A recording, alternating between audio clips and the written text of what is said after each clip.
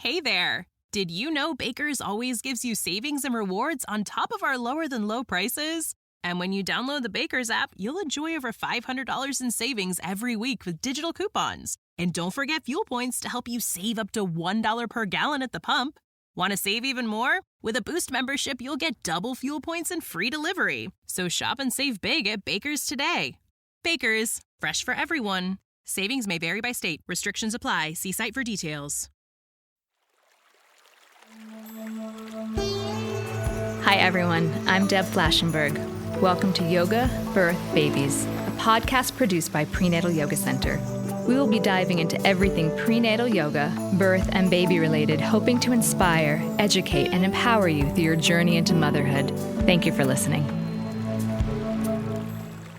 Hi, I'm Deb Flashenberg, and I'm your host of Yoga Birth Babies. And today we're going to talk about postpartum depression, anxiety, and stress. Now, it's estimated anywhere from 15 to 20% of new parents experience this.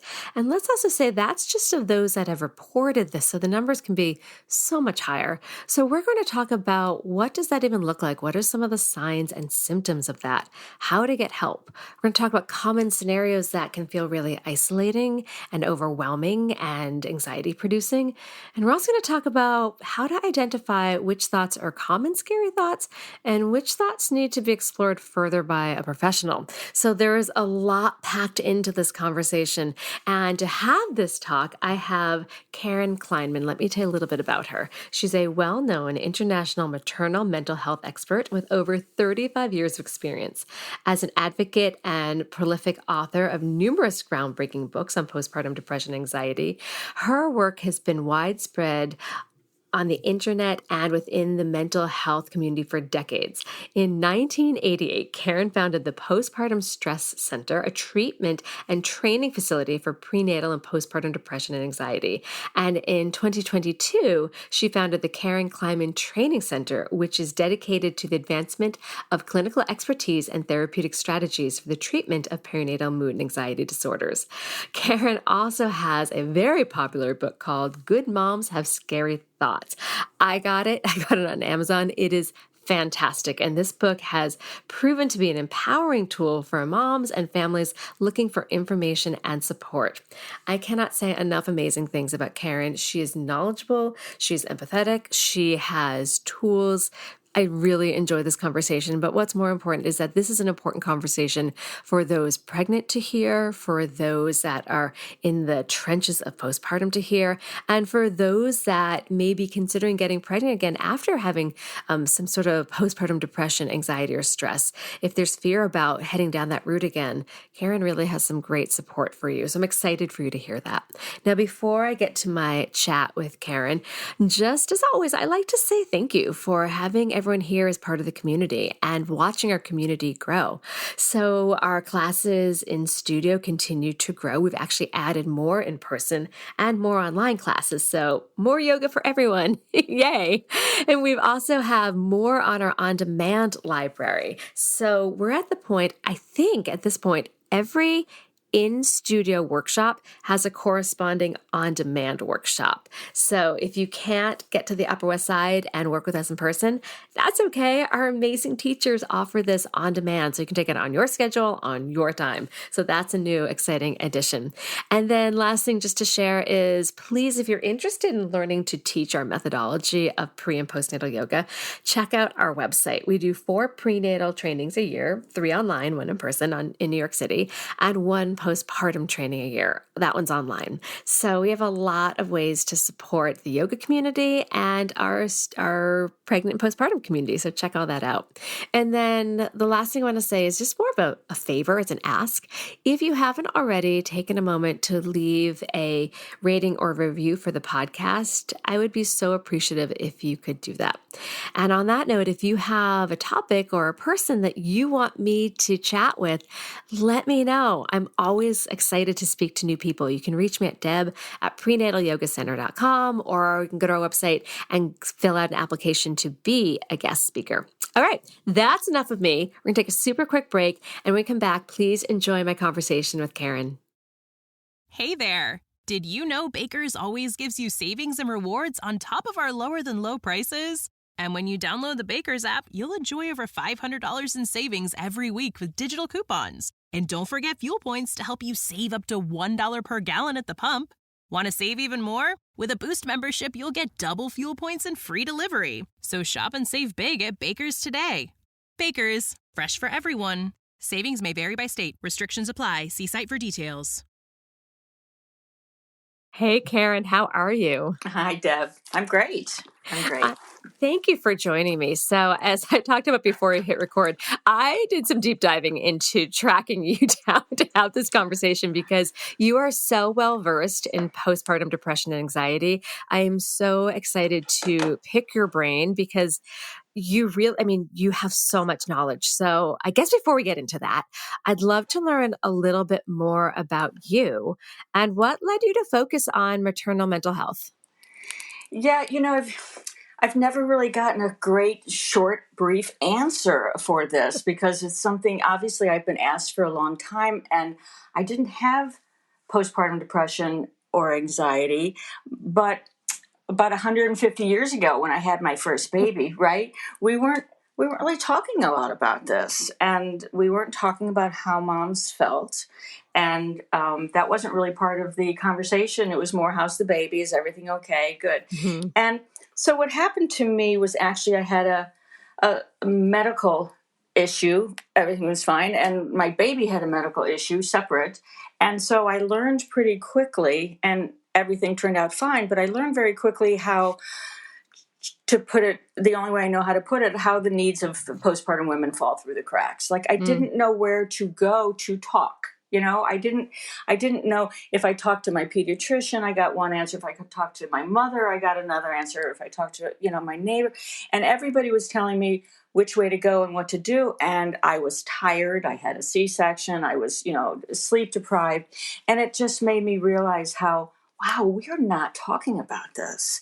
And weirdly, I realized that in an ironic twist, we sort of had to pathologize this in order to normalize it, if that makes sense, right? We needed to bring it to the surface because I was a therapist, trained as a therapist, and I'm like, nobody's talking about, is there something not good about being a mom?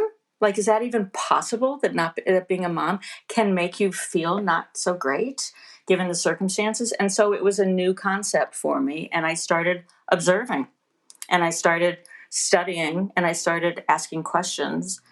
And I do want to quickly just say that I put an ad in the paper and said, in a local newspaper, and I said, a therapist is researching postpartum depression. If you've recently had a baby and you didn't like the way you felt, give me a call. I got 3 responses, Deb, and 2 of the 3 women were over 70 years old, which of course doesn't sound old to me now, but at the time it was very old. And these 2 women who were 70 years old came in separately and told me about their stories of 50 years before that, feeling scared and depressed and confused and isolated and grief-stricken and anxious and didn't tell anybody and sort of sat in the darkness forever until it, sort of, quote, got better by itself. And they both told me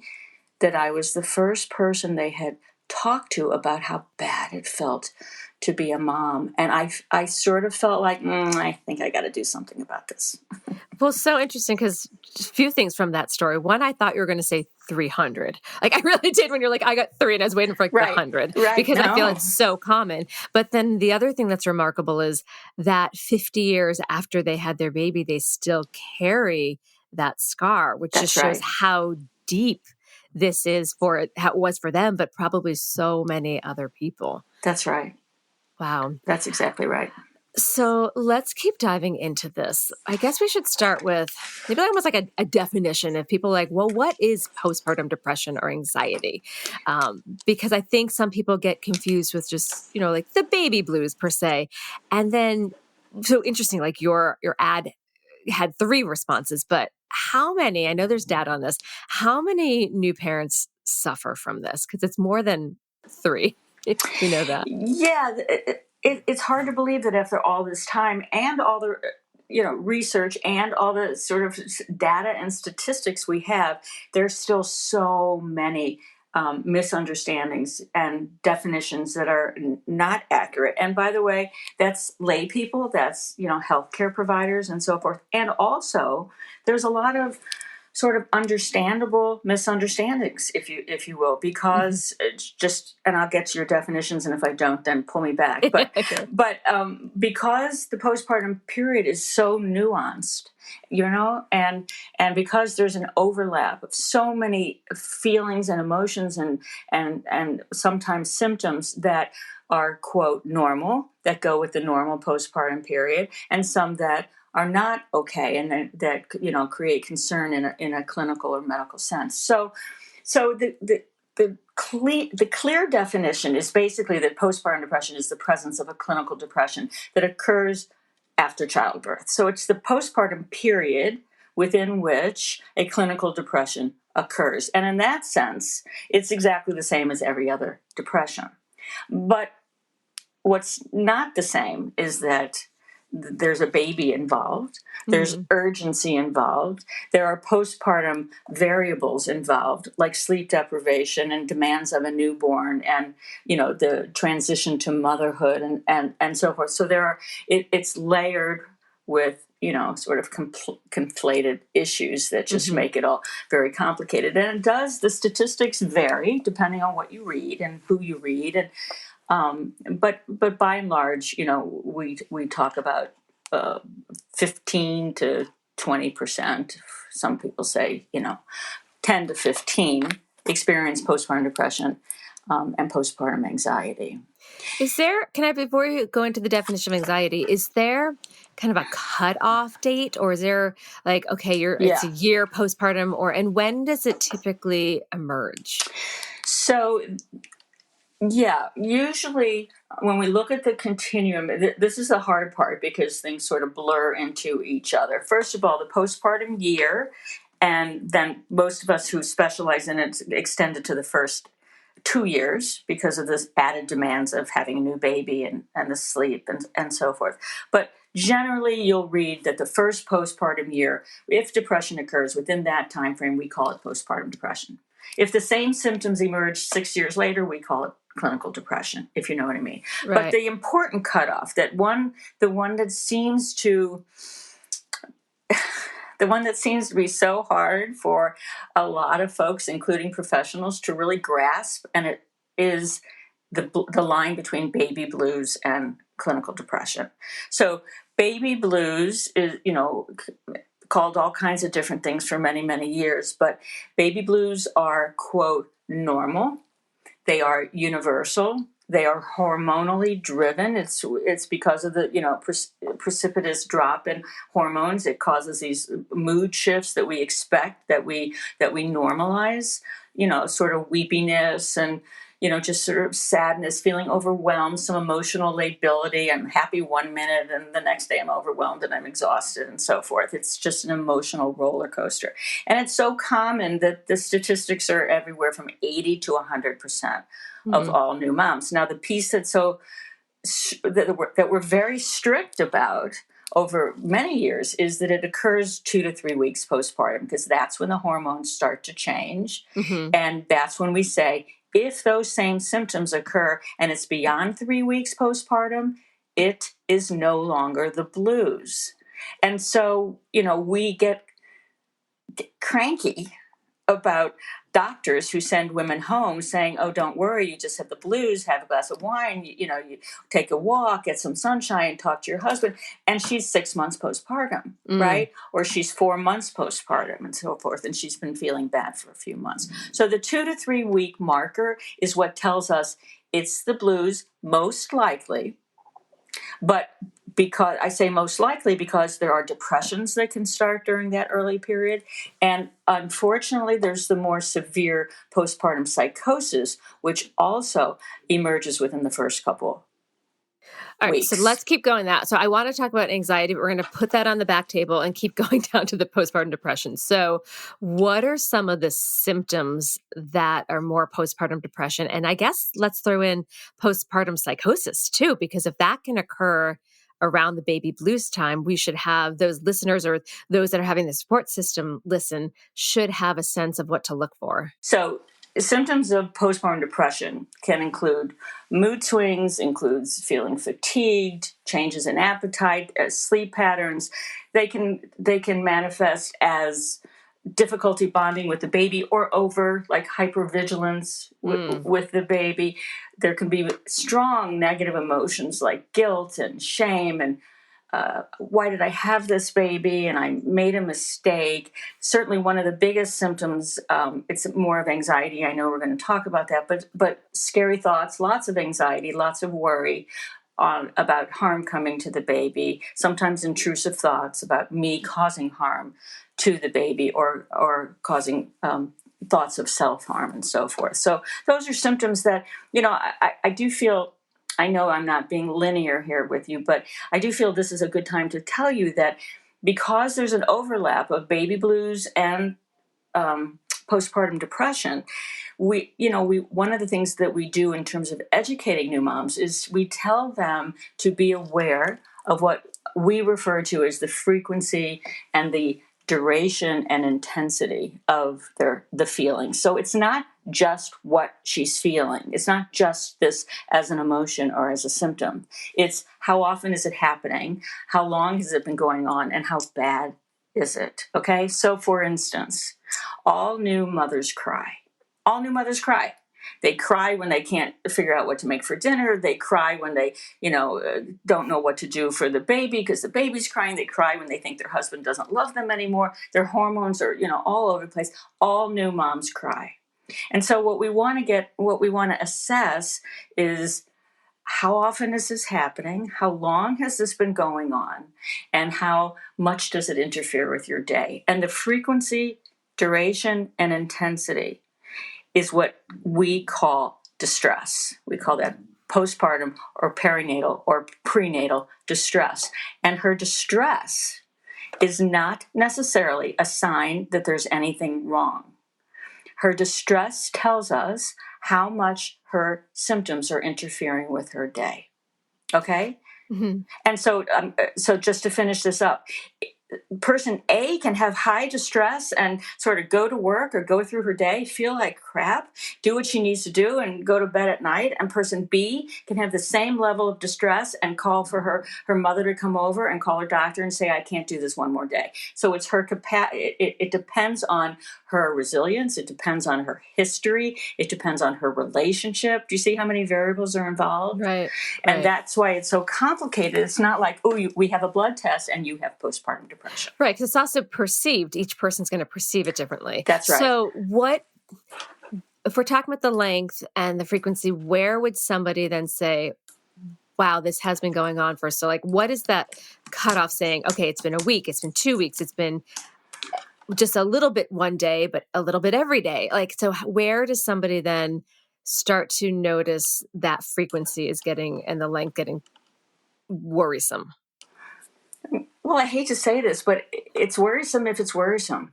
Okay. For her. It can be 2 days, it can be 6 months. There is not clinically speaking, if you look at definitions of depression, we say if you felt this way for 2 weeks or more.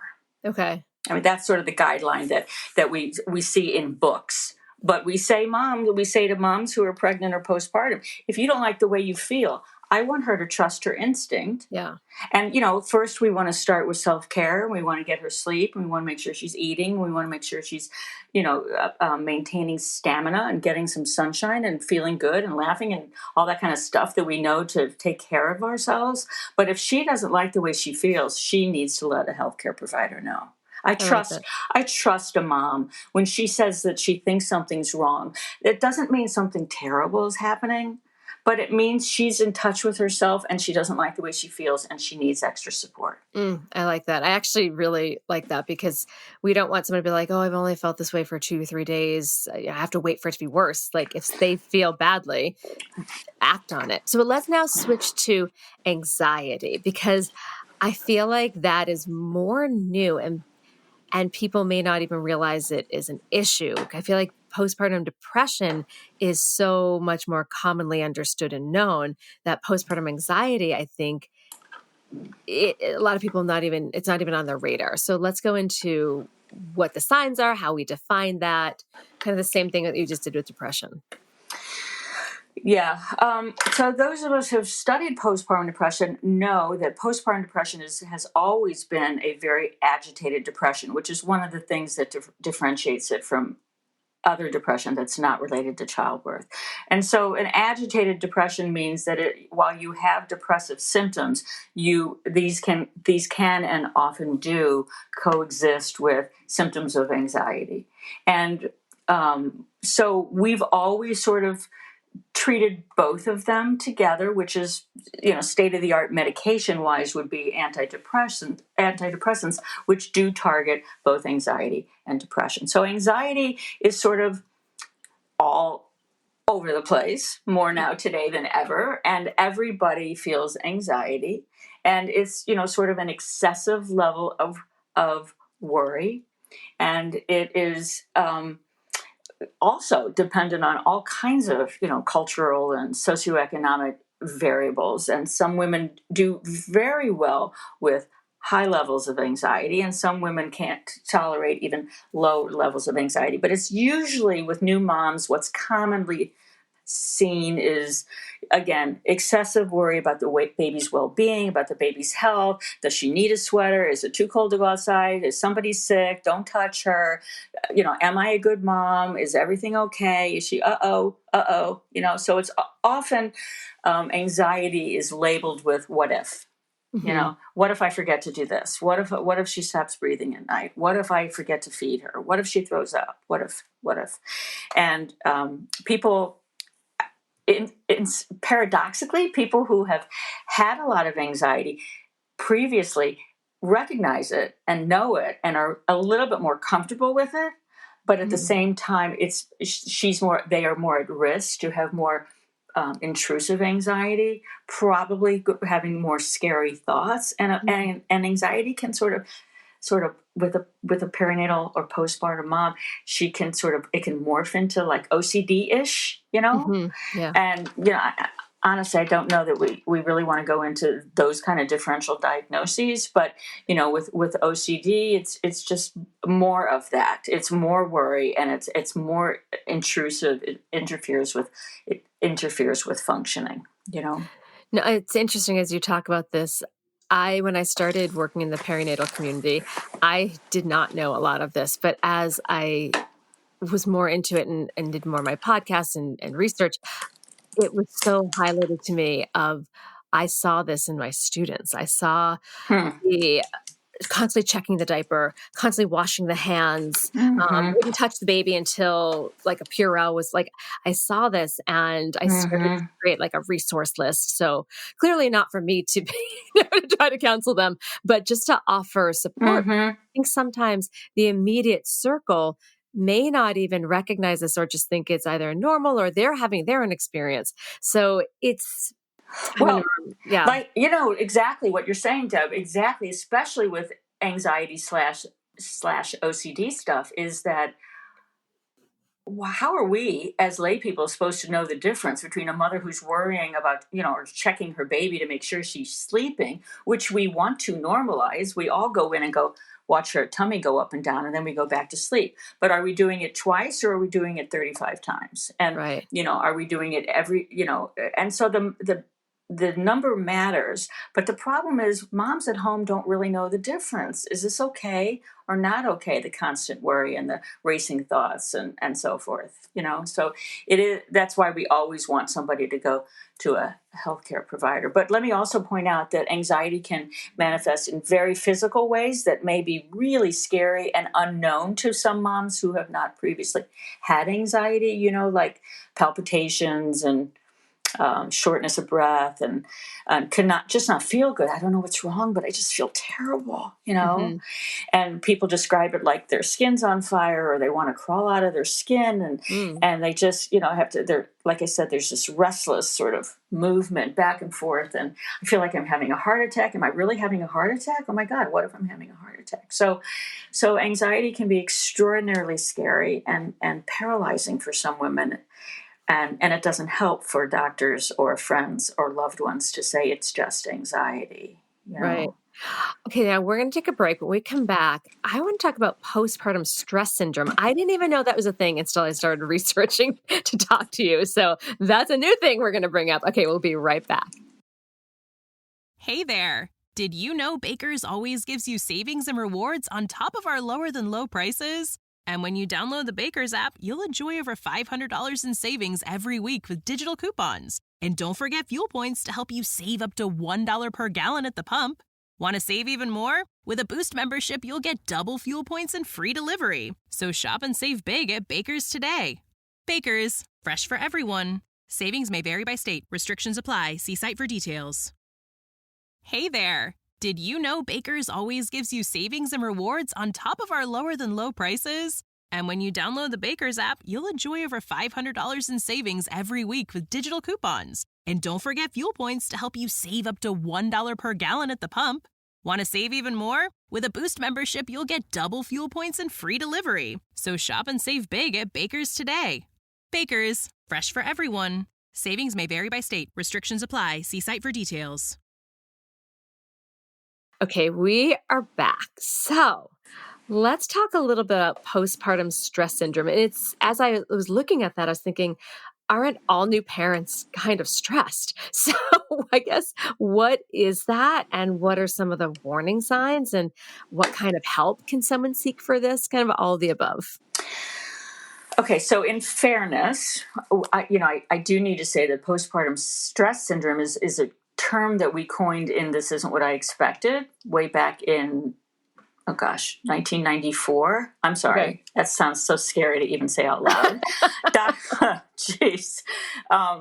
Dr. Valerie Raskin Davis, my co-author with This Is What I Expected, we talked about postpartum stress syndrome and named it this, which is really just another word for adjustment disorder in terms of diagnostic definitions. Okay. And an adjustment disorder, as you probably know, is sort of in between everything's fine and the presence of a clinical depression. An adjustment to motherhood, adjustment to the transition of the role and expectations. What we see most common is that there's just this overwhelming, profound need to do things to be the best mother she can be, and which translates way too often as, I need to do this perfectly. And there's only one way to do this. And she's doing it better than I am. And I'm failing, and I'm not a good mom. And so it just sort of creates this impossible, unrealistic expectation for her that's accompanied by self-esteem issues. And again, she comparing herself. We call it the playground syndrome, she's wearing red lipstick and, and cute leggings, and I'm like practically in my pajamas, and I haven't washed my hair in 6 days, So that's what we refer to. It's not somebody that, quote, needs therapy or needs medication or needs medical intervention, but she's sort of on the precipice of not being terribly self-compassionate, not taking good care of herself, and sort of hyper focusing on being a mother, what it looks like, instead of enjoying it, feeling it, experiencing it with her baby. So it does sort of put her at risk. I mean, any adjustment disorder,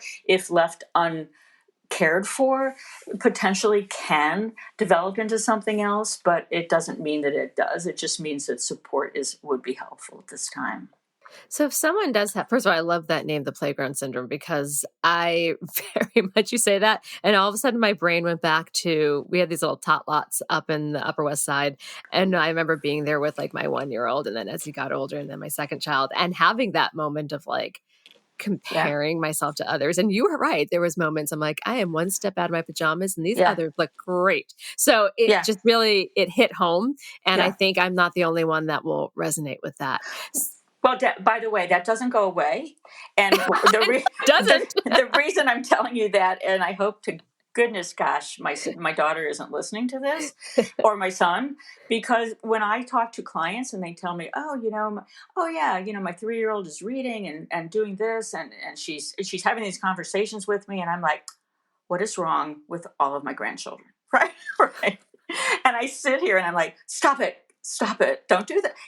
We all do this. Yeah. We compare ourselves, we compare our partners, we compare our children, and it doesn't necessarily get better. What gets better is our response to it, and our response, we learn how to recognize these thoughts that are not helpful, or in fact that are hurtful.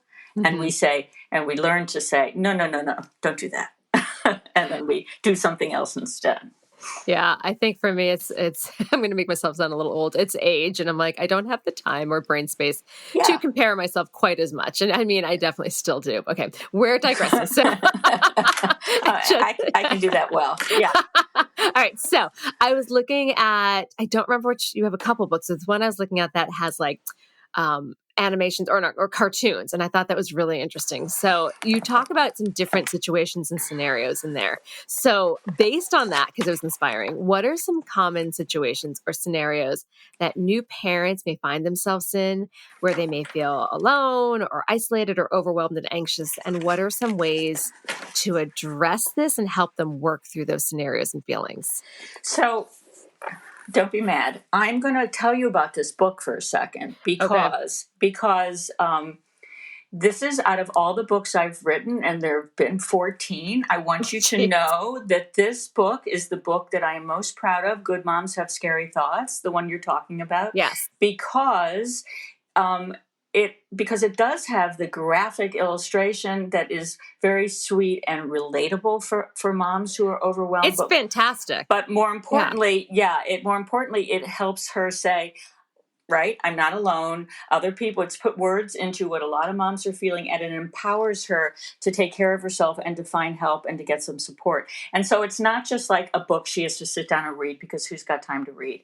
And this book can really actually help her heal if she is, for example, geographically unable to get to someplace. Before Zoom, that was a little bit more, of a problem. But it really can help women feel less alone. So back to your question.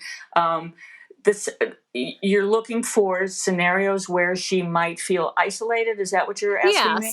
So in the book you did have like different, I guess, I wanted to call them cartoons, not really cartoons. That's fine. That's okay. fine. Of different situations where someone might feel alone and isolated and overwhelmed. And then you had ways to address that. So what are some of the most common things that you're seeing amongst new parents, and what are some ways to support and address that?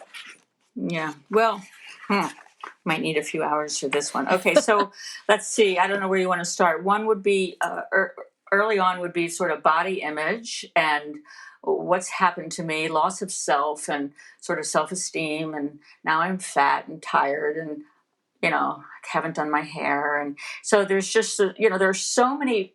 I'm not sure I'm going to answer your question. There's so many, we as a culture, we get so excited and we get so supportive of new moms having a baby. And then moms have the baby. And then there are, even when everything is good and baby's healthy and mom is healthy, we don't really think of motherhood as a time where there are so many losses, one after the other, after the other, after the other. And the list of losses is just endless. Loss of self, loss of appetite when you're, loss of sleep, loss of relationship, loss of career, loss of sexuality, loss of sense of self and self-esteem and autonomy, and all of those things. Friendships change. So when I think of body image, I just remember so many women when I was young coming in early on and just like showing me pictures of themselves before they had their baby. And look how pretty I was. And look how skinny I was. And look how happy I was. And it's so sad to me to sit with this and to see that becoming a mother can feel so heavy and can feel like such a loss. And that's something where, again, at the playground syndrome, you see, you see moms like, oh my God, isn't this the best thing that's ever happened to you? And so she says, yes, it is. And then she quietly goes home and feels misunderstood and misheard. And these are not women with clinical depression necessarily. It's just doesn't feel the way it looks like it feels to everybody else. So okay, specifically give me something else that you want. That. I like that one. So what does someone do with that when they feel that way? What does someone do with that? So they feel they have the issue of body image, or they're feeling, it could even be isolated. Like I remember feeling isolated, even if I got my one or two kids, depending on when this was, because it happened a lot, got them out the door, got them to the tot lot a few blocks away. Yeah. And even though I saw other parents, it could still feel really lonely. And I think new parenthood really can, like, we made the conscious choice not to move out of New York City until our kids were kind of out of that toddler stage, because I know you're home more, and I knew I'd get depressed if I was really stuck in a house in the suburbs. So I got myself, we made that choice. I got myself out. I often felt, a little better, but it can still feel really isolating having a child. Right. Yeah. I have to tell you, as a, just to put a more negative slant on that, it can be really isolating having a child, whether you're with other people or not. Yeah, that's what I'm saying. Like I would get to the tot lot and I still felt a little lonely. Right. And so the best answer to that is truly, when we wrote Good Moms, it was based on the hashtag speak the secret. And that we started on our website when we wanted to encourage moms to talk about how bad they felt, how scary their thoughts were. We wanted to normalize that for them. And we wanted to address the isolation of having these feelings and these thoughts and thinking you're the only one that's had these feelings and these thoughts. So we put it on our website as a forum anonymously, and people started submitting these thoughts. I feel like throwing my baby out the window. I feel like, my husband isn't helping, and why did I get married? And some of the thoughts were, quote, at this end of the continuum, and some of the thoughts were at that end of the continuum, and they needed a safe place where they could say it. So when Speak the Secret got bigger and more universally understood, that's when we created this book. And basically the answer to your question is, we want people to speak the secret. We want you to tell somebody how you feel. Mm-hmm. So that you can either get it normalized or get the help that you need. For example, another scenario that you're bringing to mind to me that's hugely stigmatized is postpartum anger and rage, And you're so lucky if I'm not cursing on your podcast. Okay, so I'm trying so hard not to. But so women who are, again, overly tired, overly exhausted, overly mentally overloaded, and the baby is screaming or the toddlers are screaming, and whatever scenario there is, they reach a breaking point and they scream or they cry or they say, they say things that they wouldn't normally say, and they feel feelings that they've never felt before. Take the baby away from me now to keep the baby safe. Know what I mean? Mm-hmm. And we have those cartoons where we're just like, take the baby now. Take the baby now. I don't know which part you didn't understand, but take the baby now. And so, again, we want to normalize that happens.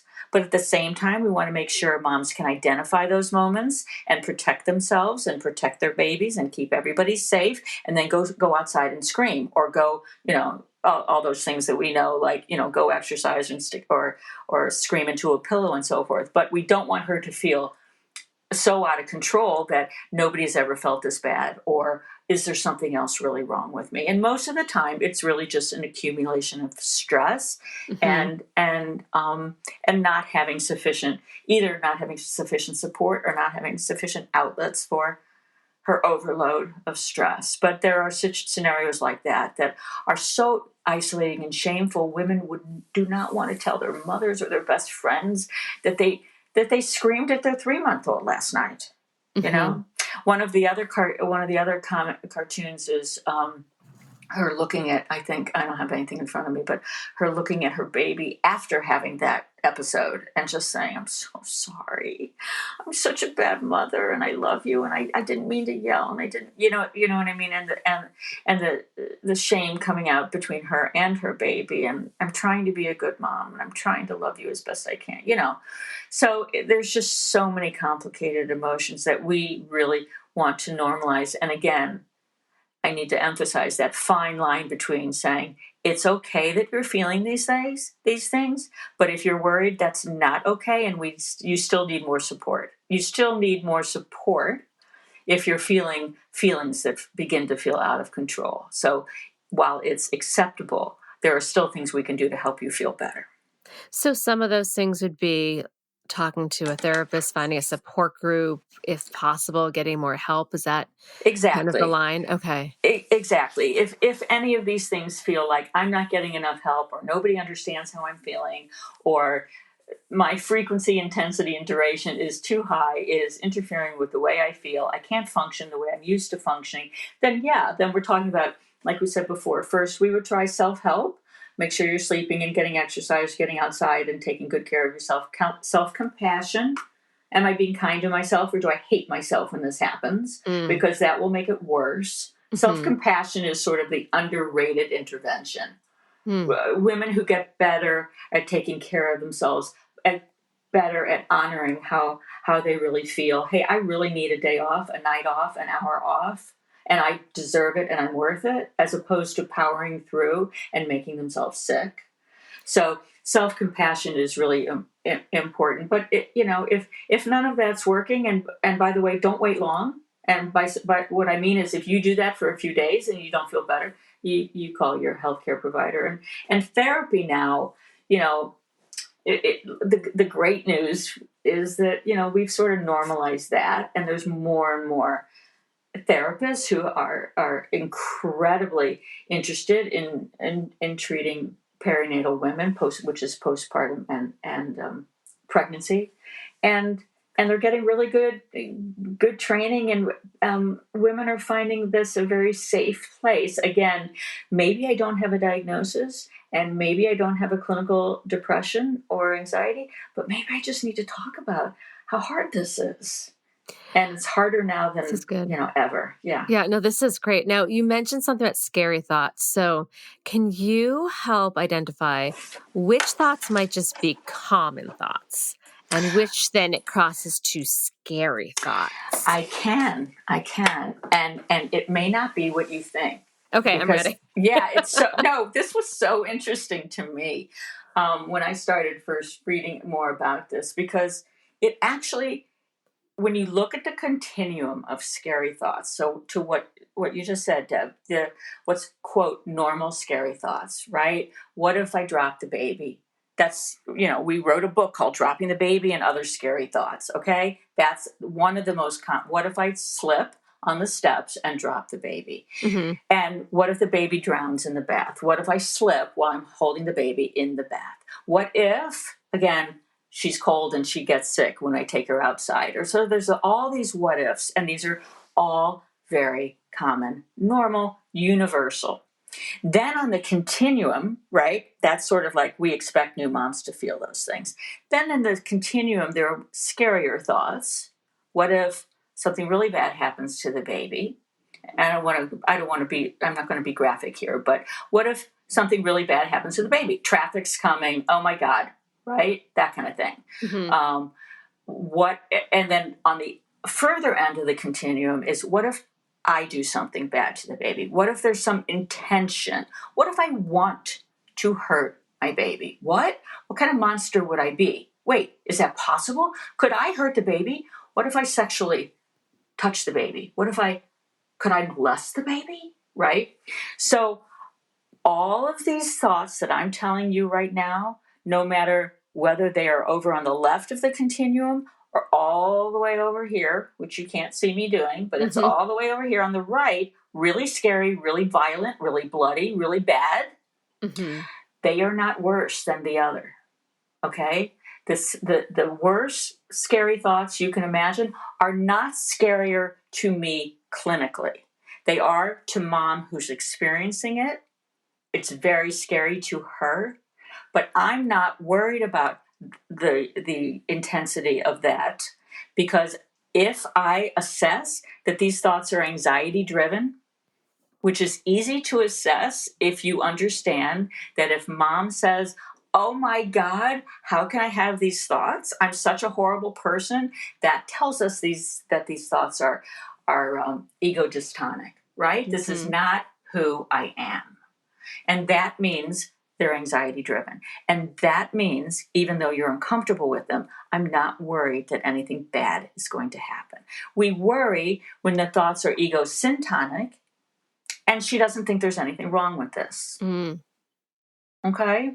And that's associated with more psychotic thinking. And, with psychosis, we talk about a lack of ability to differentiate what's real and what's not. And that's scary. And it's scary for all involved. It's scary for mom. It's scary for loved ones. And it requires immediate intervention, usually medical intervention, usually hospitalization, because she really can't tell the difference. And she may misconstrue that something she thinks she's doing to help the baby could actually not be helping the baby. So we want to get her ASAP, aggressive help. That's fantastic. So what might that look like? Like bringing her to a hospital, getting in touch with one's care provider? Yeah. It means yes. All the above. Okay. Yeah. Her healthcare provider, and it usually does require hospitalization, some good medication. And then the prognosis is excellent for her to just be treated and be okay. But we need to get her the support ASAP. Yeah. So you've really laid out some great information about recognizing postpartum depression, anxiety, stress. I mean, so much. But if somebody knows they might be prone to that, because as we already talked about, postpartum can be overwhelming, exhausting, isolating. How can they prepare for this turbulence? Because no matter how I think someone's, if they're like, oh, I'm going to love this or whatever, right. It's very disruptive, even in the best of scenarios, to bring a baby in. It really changes the whole dynamics in the house. So how can someone prepare for this? What kind of support system should they try to set up ahead of time? Well, I love the way you just described it, because the way you just described it, if you were talking to somebody who's pregnant and she heard you describe it, she'd be like, wow, I better expect some crazy days and nights here. This is horrible. And honestly, expecting it to be, not like the fairy tale, is one of the first things on the list, is to recalibrate your expectations and to understand that it is going to be challenging in those ways. So you're absolutely right. And to fortify her support. What does that mean? How's her relationship? Do we need to address that? Does she have local support, family, friends in the area? Does she have access to resources? And certainly, if she's at risk, meaning she's had depression in the past, or someone in her family has had depression in the past, those are the two highest on the risk factor list. So if she's had depression in the past, or if a family member has had depression in the past, when she's my client, we prepare for the possibility of depression to occur. And then we certainly hope it doesn't, but she will feel more prepared if it does. So what does that mean? If we expect that it might occur, what do we need to do now to help you be prepared? And, we literally go down a list of,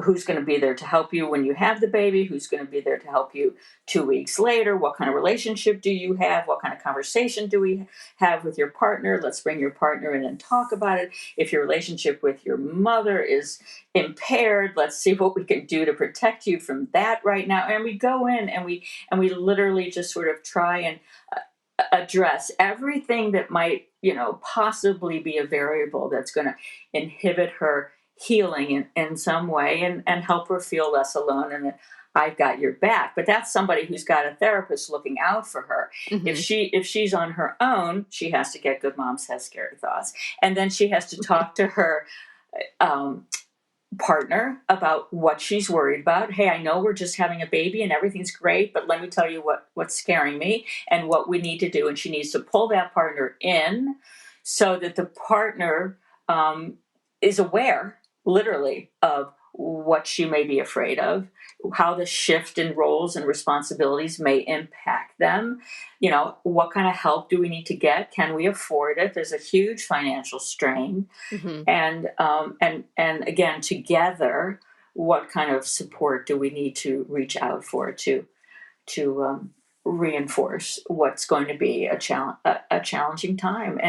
And dads, that's another whole podcast, but dads are rarely prepared for how distressing and disruptive this is, and the level of anger and some depression that can occur that needs to be addressed. And it's hard on both. But I would say be informed, recalibrate your to have reasonable expectations. Expect this to be a challenging time. Mm-hmm. Set boundaries, for goodness sakes. Set boundaries. It's okay to say no. It's okay not to, overextend yourself. Ask for help and then accept it when you get help. That's hard too. It's hard to ask for it. It's hard to accept it. But really modifying expectations so that you understand that it's going to be difficult, and trusting your instincts. Like I said before, I really trust a mom's instincts. If she's worried about something, she needs to speak the secret, right? Yeah. It reminds me of my husband's a therapist, so we had some insight this way. So before we got married, we did premarital therapy, just to kind of connect and make sure we're all on the same page. And then we did the same thing before we had our first child, just to talk about some of our anxieties about what was going to happen. I don't think we did it enough, but well, actually, of course, you can never do it enough, right? No, never. You ask every single question and cover every single thing, and there's always another question or another thing. But this is really not this is not shameless self-promotion, Deb. I really want people to know what resources are out there. And an old book of mine called "What Am I Thinking? Having Another Baby After Postpartum Depression" has a in the appendix. I don't know where it is. The Postpartum Pact, PACT, and it's a 2 or 3, 4 page questionnaire that you and your husband would have sat down perfectly and done this when you've had a previous depression and you're preparing for a subsequent pregnancy. But we find a lot of women who have not had a previous pregnancy or previous depression find this tool to be very helpful, because it says, here's what I need you to look out for. Here's what I need you to ask me. Here's what I need you to do. Here's what I need you not to do. Here's what worked last time. Here's what didn't work last time. And it engages this dialogue for the two of you to have a very detailed and intimate conversation about what I need from you and what you need from me during this time. It helped us just set up some expectations. Yep. And that was helpful. It still was very bumpy, but it definitely helped. Bumpy goes with the territory. Right. All right. So we're going to take another break, but when we come back, what is one final tip or piece of advice you would like to offer new and expectant parents? We'll be right back. Hey there. Did you know Baker's always gives you savings and rewards on top of our lower than low prices? And when you download the Baker's app, you'll enjoy over $500 in savings every week with digital coupons. And don't forget fuel points to help you save up to $1 per gallon at the pump. Want to save even more? With a Boost membership, you'll get double fuel points and free delivery. So shop and save big at Baker's today. Baker's, fresh for everyone. Savings may vary by state. Restrictions apply. See site for details. Okay, so we're back. So you can speak this as a parent. You can speak this as a therapist, wherever you want to pull from. What is one final tip or piece of advice you'd like to offer new and expectant parents? Well, I guess it's not going to be very creative if I just repeat what I said. I want them to be informed. I want them to expect the challenge, expect that it's going, that it may not go exactly the way they want it to go. I want them to ask for help, and I want them to accept the help. That's really good. And I want them to speak the secret. I want them to let somebody know what they need. I appreciate that. Okay, where can people find your work? Because you've got so much of it. Well, then they can find it everywhere. They can find us on postpartumstress.com is our website. We do have tools on the website for support, and we also have a referral list for clinicians if they're looking for a therapist in their area who have taken our training. In addition to support, Postpartum Support International, of course, they have a national listing also. And we're on Facebook, we're on Instagram, Twitter, Threads. Amazon. I forgot Threads. Yeah, Amazon. All the books are on Amazon. Karen Kleiman, and we have a new one now called The Perinatal Patient, and that's got handouts for your healthcare providers, for them to have, so they know what to do to take care of you. And we've got handouts for you so that you can also take care of yourself and your family. And we are really all about, or I am really all about, empowering her to just take a look and say, is this how I want to feel right now? Am I getting the help that I need? And if not, find the right place. And if you go to a place that doesn't feel right, then trust that it's not right. Then you go to someplace else. Because like I said, more and more folks are getting specially trained for this. And we can, we want you to find a place that you feel safe in to talk about how you feel and get the help that you deserve. Thank you, Karen. I so enjoyed our conversation. I think it's going to benefit so many people that are pregnant looking ahead, those that are postpartum going through this right now, those that might be considering having another baby after having some sort of PMAD. So thank you for all you have spoken about and all that you put out for the perinatal community. Thank you, Deb. Thank you very much. This has been an episode of Yoga Birth Babies, produced by Prenatal Yoga Center. You can catch us on Facebook, Twitter, Instagram, and Periscope. I'm Deb Flaschenberg. Thanks for listening.